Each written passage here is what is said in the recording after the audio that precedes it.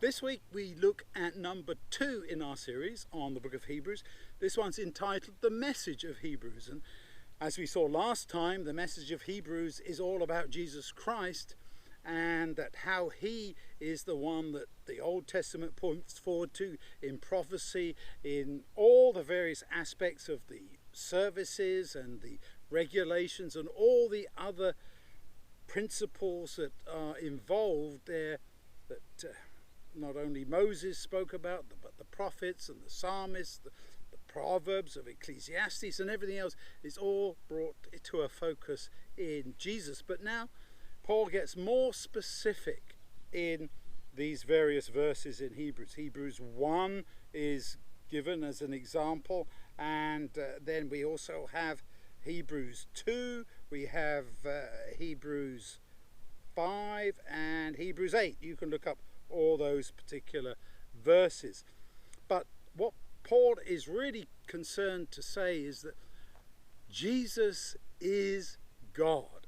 In the first few verses there in Hebrews 1, he says that Jesus is truly divine as the Son of God, because some people thought that Jesus was an angel. Now that's a supernatural being, to be sure, but it's not God, do you see?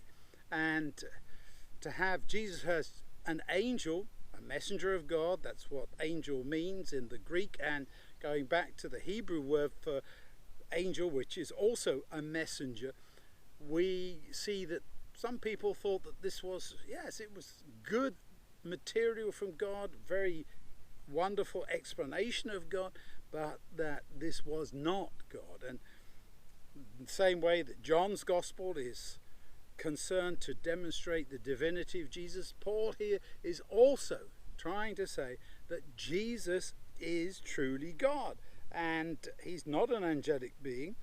In fact, you can see there in Luke that the angel that announced Jesus' birth to Mary makes it very clear that this is the Son of God and this is how it's going to happen. Psalm 132, which is given to us, is also referred to here.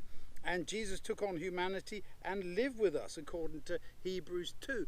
Same as John chapter 1, that Jesus took on humanity and he tented with us. That's what the Greek says. He lived with us. And he was not simply a representative sent by God. He wasn't a messenger.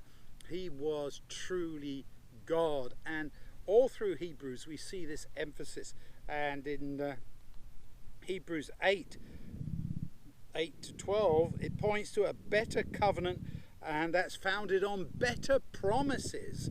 And Hebrews 8 verse 1 says that Jesus is our heavenly high priest. He is God, and he is the one who is there in heaven, and we should not in any way, shape or form seek to diminish his divinity. And it always surprises me how often people want to say that Jesus was not quite God. We even say that ourselves almost unconsciously. Well, Jesus, he was here with us, and he prayed to God, and he spoke to God, and he did all these things in relation to God.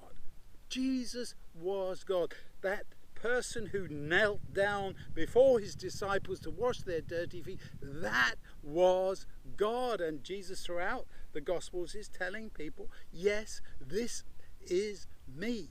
I am the one. So don't miss this emphasis in the message of Hebrews, that Jesus is truly God, and that any semi-Aryan, half God, not quite God, a begotten God or something like that, all that is to be thrown away, because Jesus is the picture of God, the one who shows us what God is truly like.